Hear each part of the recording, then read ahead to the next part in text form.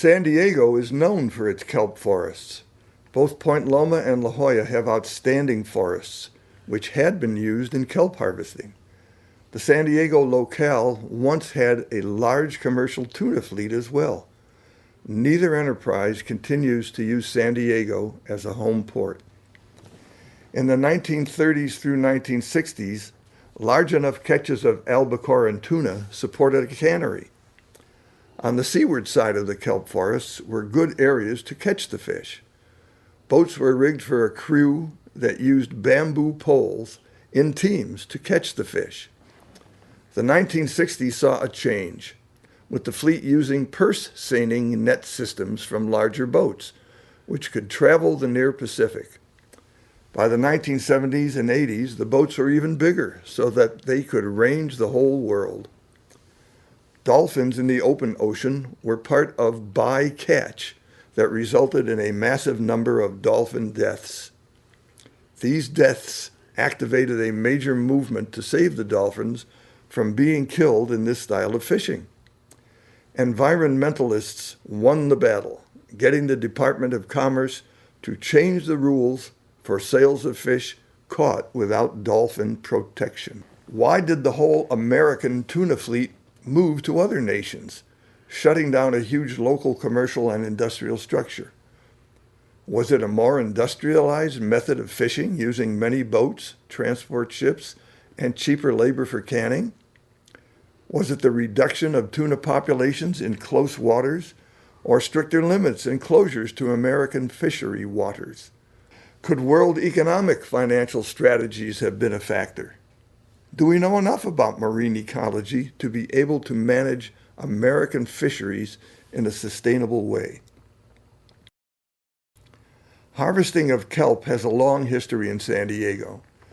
During the 1930s Depression, Kelco, a new company, began harvesting kelp to make Algin.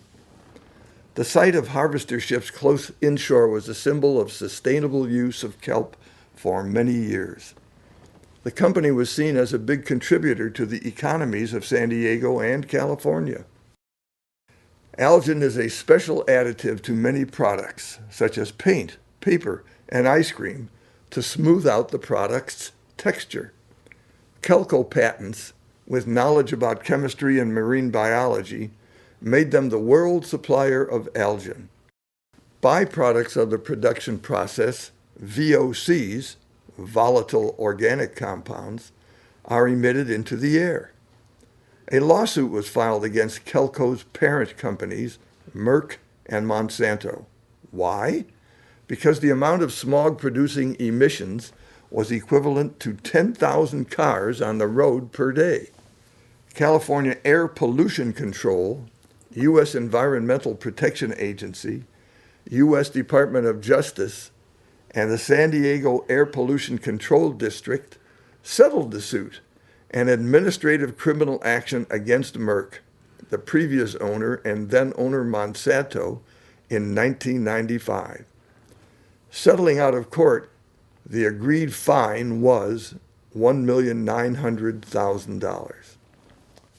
An additional agreement for costly new environmental procedures at the San Diego Kelco plant and an increase of $1 million a year in sewer fees resulted in the company moving its operations from San Diego to the plant they owned in Scotland.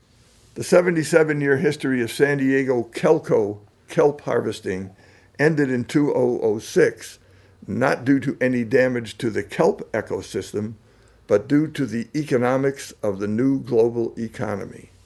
Does the fact that Kelco was a subsidiary of an international chemical company have anything to do with the closure of San Diego harvesting operations?